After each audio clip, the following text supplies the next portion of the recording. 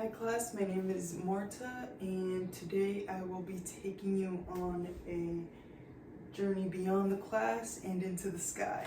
Alright, let's get this started.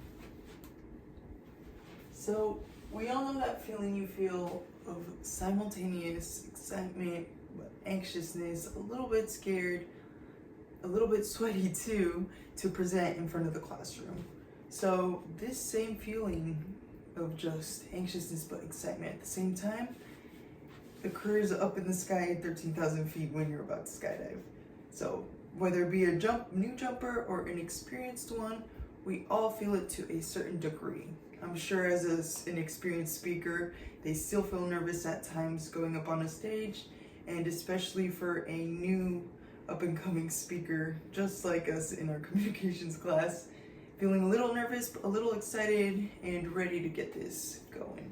So let's jump in by looking at the three core areas that you may ask yourself, such as the invisible forces that are pushing and pulling you in that experience, the internal responses that your brain is making as you experience the sensation of free fall, and the practical components of the gear that we're using to keep us safe and having a successful landing, all right? So as I said, it's driven by three elements here. So the key elements are our aerodynamic forces that govern that free fall, the psychological and the physiological responses within our body, and the engineering and safety technology that we've come to develop over the years. Our aerodynamic forces that we will be speaking of is mainly these three main components. Gravity is a given. Obviously, we are being forced down by gravity. So it goes at a constant acceleration. This number is just a 9.81, meaning that we are going 9.81 miles per second squared as we keep accelerating downward. And our drag is the opposite component that is pushing and pulling with gravity. So gravity is the one pulling us down, drag is the one pushing us up and resisting that pull downward. So we like to call it air resistance too. So whatever we are wearing to clothe ourselves, but also our equipment, that will have to do with the amount of resistance that the air is making with gravity. So once we get to that door, we jump out, we start speeding up, gravity will start doing its thing. At a certain point, that drag will start pushing us against it and slowing us down.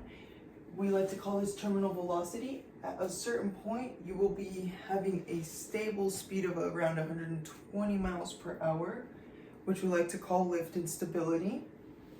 What keeps us also stable is an arched and belly to earth posture that we like to show our students. It's the fundamental posture if you need stability in the sky and you are about to deploy that parachute. As Chazelle said, our main fundamental is our belly to earth position. This is exactly what a perfect belly to arch position should look like when you are flying out of the sky and you are deploying that parachute. Here I'm just demonstrating a graph that shows our terminal velocity, which is where 0 is we're about to jump out the door. Once we jump out, that speed will start increasing until we reach our terminal velocity, which means that stabilizing point of consistent speed of around 120 miles per hour.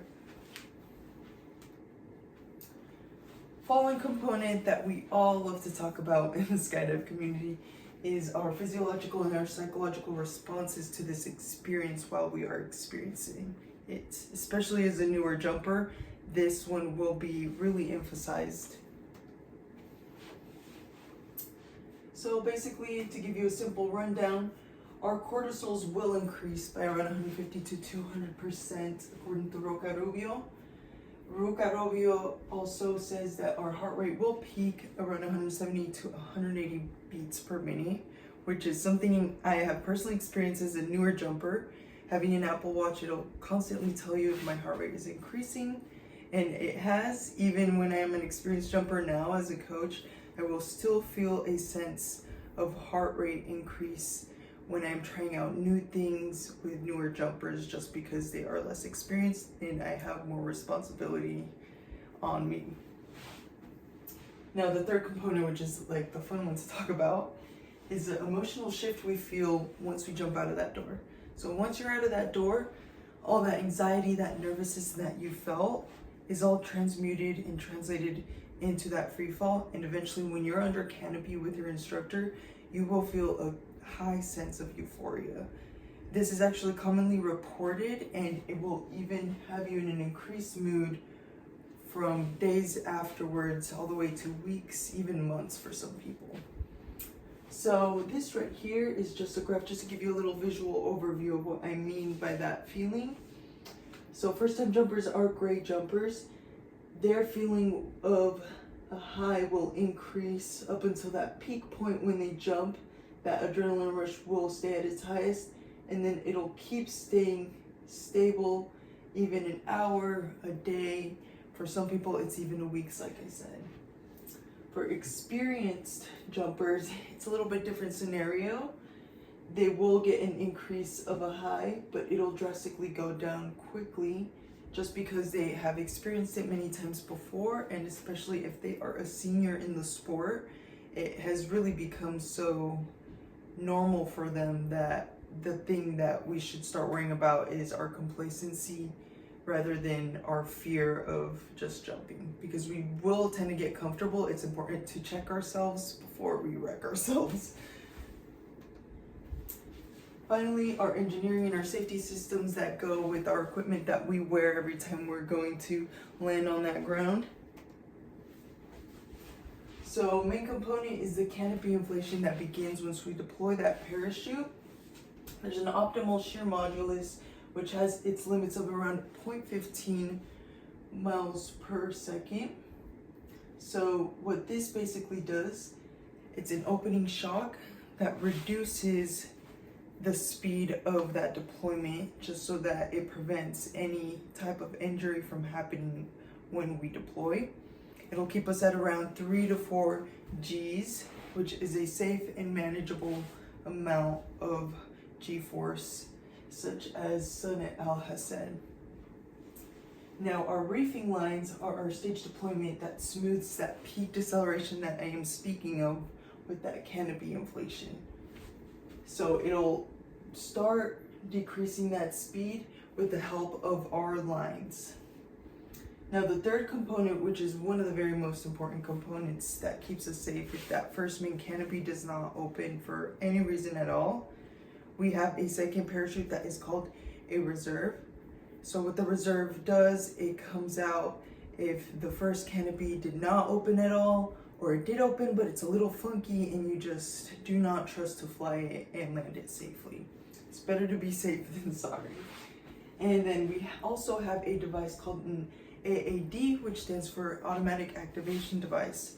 So this automatic activation device, what it basically does is opens your reserve automatically if you are at around 1,000 feet or even down to 750 feet, depending on the brand of the device. There are different brands that you can buy, but a lot of people prefer to buy the 1,000 feet ones just to be on the safe side. They do last like around 10 years, which is an investment, but we do not like to rely on this device. This is only for worst case scenario instances. So as I was saying here, that AAD, it usually goes on the back of our rig, what we call our skydive gear. And then as for reserve and cutaway handle is what we use to cut away that main parachute that does not work.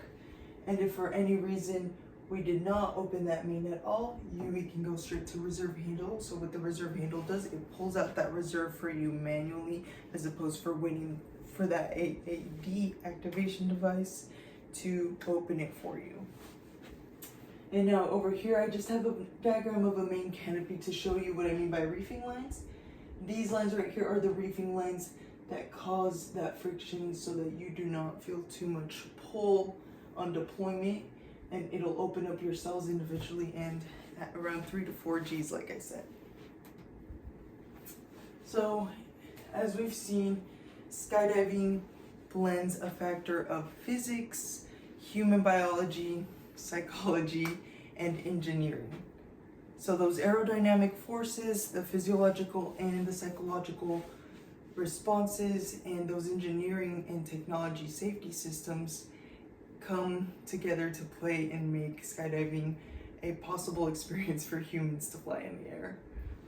So if you ever find yourself feeling a little adventurous enough to mark something off your bucket list, remember that the sport is way safer than driving down the highway on your way to work.